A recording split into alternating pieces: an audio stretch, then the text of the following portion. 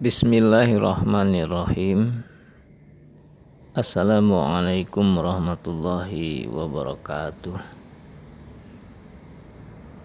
Pemirsa, kita lanjutkan pembahasan kita, yaitu tentang hari kebangkitan. Bagaimanakah terjadinya hari kebangkitan itu? Pada minggu yang lalu kita sampai pada peniupan sangkakala atau yang disebut dengan Asyur.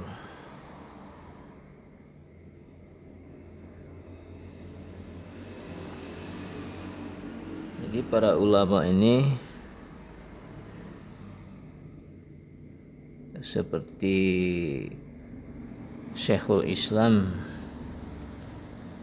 Ibnu Taimiyah dan Al-Hafiz Al-Hakami menyatakan 3 kali, yaitu tiupan Al-Fadzu, keterkejutan, kemudian tiupan As-So'iq, kemudian tiupan kebangkitan.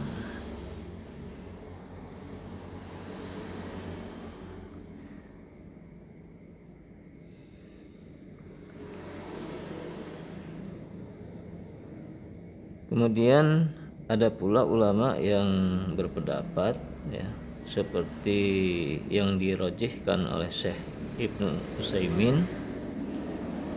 Beliau menyatakan tiupan sangkakala itu terjadi 2 kali. Pertama, tiupan Al-Fadzu ditiup lalu manusia terkejut dan mati, kecuali yang Allah kehendaki. Dan kedua adalah tiupan Al-Qiyam, kebangkitan. Al-Qiyam ini artinya kebangkitan. Yang ditiup lalu manusia bangkit dan bangun dari kubur mereka. Ini bisa dilihat dalam syarhu Al-Ittiqad oleh Syekh Ibnu Utsaimin.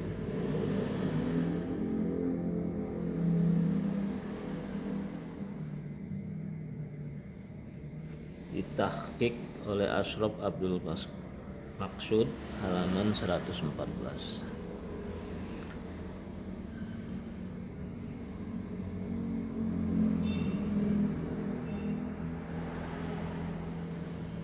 Lalu jarak antara tiupan As-So'iq dan Al-Qiyam, berapa jaraknya?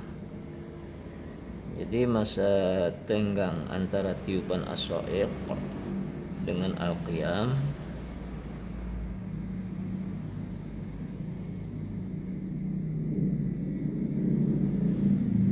di dalam hadis Abu Hurairah berbunyi,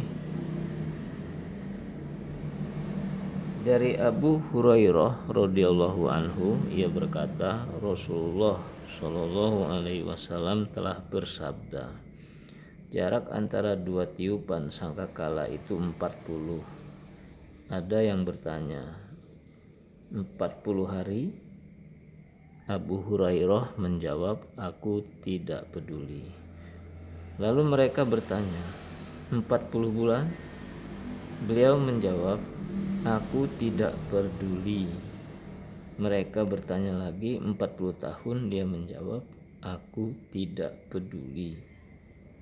Kemudian turunlah hujan dari langit, lalu mereka tumbuh seperti tumbuhnya sayuran. Semua bagian manusia akan hancur kecuali 1 tulang, yaitu tulang ekor. Darinya tulang ekor manusia diciptakan pada hari kiamat.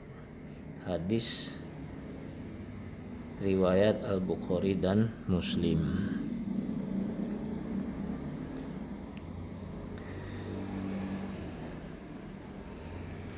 Demikian ya, jarak antara tiupan as-sha'iq dengan al-qiyam adalah 40 tanpa ada penunjukan hari, bulan ataukah tahun. Adapun riwayat yang menyebutkan ada penentuan hari adalah riwayat yang lemah,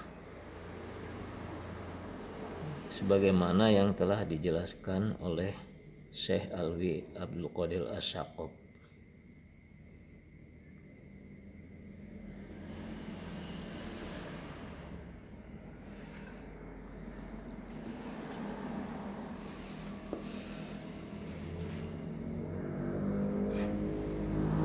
Kemudian kita lanjutkan ya. Lalu bagian tubuh manusia yang tidak dimakan oleh tanah apa saja ya? Pertama,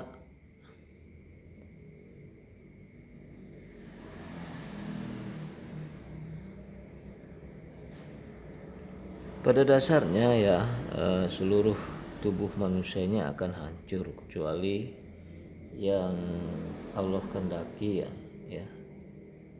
Di antaranya sebagaimana dijelaskan Rasulullah Shallallahu Alaihi Wasallam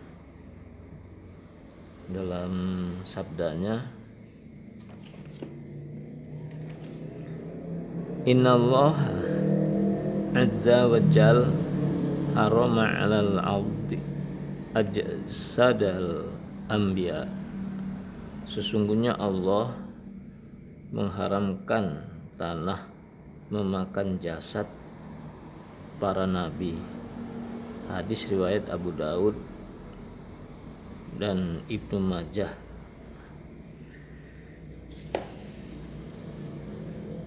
Jadi yang pertama jasad tubuh para nabi ya, yang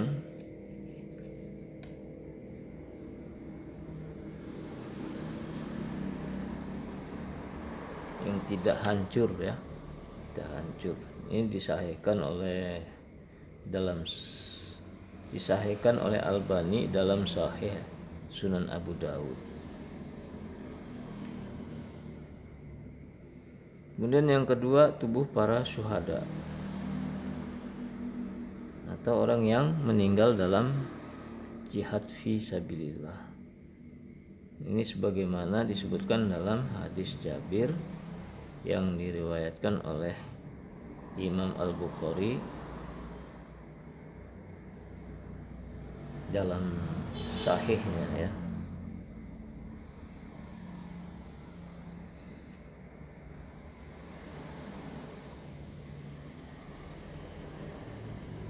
Kemudian juga yang ketiga ya, tulang ekor manusia sebagaimana dijelaskan dalam hadis Abu Hurairah dan riwayat lain dalam Sahih Muslim. Kemudian yang keempat, ruh ya. Jadi ruh itu enggak hancur ya.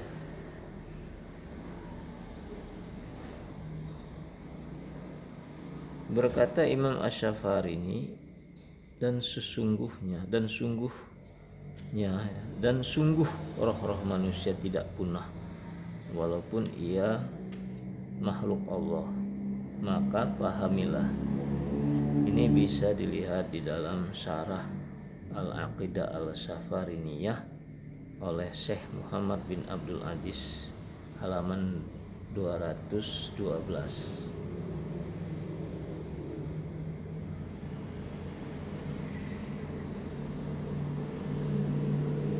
Jadi ada 4 ya bagian tubuh manusia yang tidak dimakan tanah. Pertama, jasad para nabi. Yang kedua, tubuhnya para syuhada atau orang-orang meninggal dalam jihad fisabilillah. Ketiga, tulang ekor manusia sebagaimana yang dijelaskan oleh Sahih Muslim. yang berbunyi, sesungguhnya pada diri manusia ada satu tulang yang tidak dimakan tanah selamanya. Padanya manusia disusun kembali pada hari kiamat. Mereka bertanya, tulang apakah itu, wahai Rasulullah? Beliau Shallallahu alaihi wasallam menjawab, tulang ekor. Kemudian yang keempat, ruh, ya.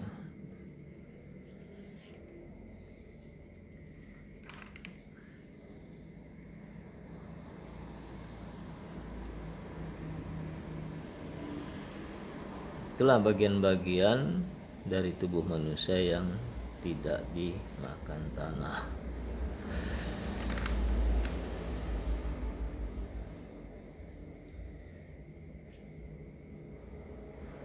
Lantas bagaimana ya prosesi kebangkitan itu?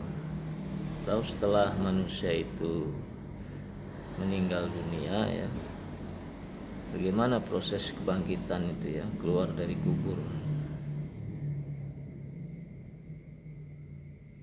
Ya tentunya setelah ditiupnya sangkakala ya, pada tiupan as-so'iq, maka manusia pun mati. Lalu Allah membangkitkan mereka dari tulang-tulang ekor yang tumbuh disirami hujan, seperti tumbuhnya sayuran, sebagaimana telah dijelaskan dalam hadis ya. Setelah sempurna susunan dan tubuh manusia itu, kemudian Allah Subhanahu wa taala memerintahkan malaikat Israfil untuk meniup sangkakala lagi, sehingga ruh kembali kepada jasadnya, dan manusia pun bangkit berdiri menunggu keputusan Allah Subhanahu wa taala.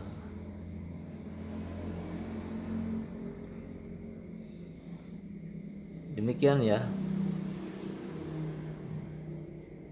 keluarnya manusia ini dari kuburnya. Di dalam firman Allah disebutkan, dan dengarkanlah seruan pada hari penyeru malaikat, menyeru dari tempat yang dekat, yaitu pada hari mereka mendengar teriakan dengan sebenar-benarnya. Itulah hari keluar dari kubur.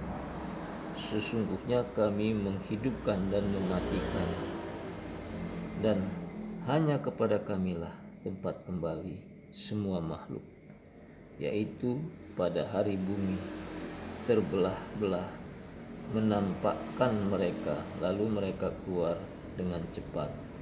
Yang demikian itu adalah pengumpulan yang mudah bagi kami, bagi Allah. Quran surah Qaf surat ke-50 ayat 41 sampai 44.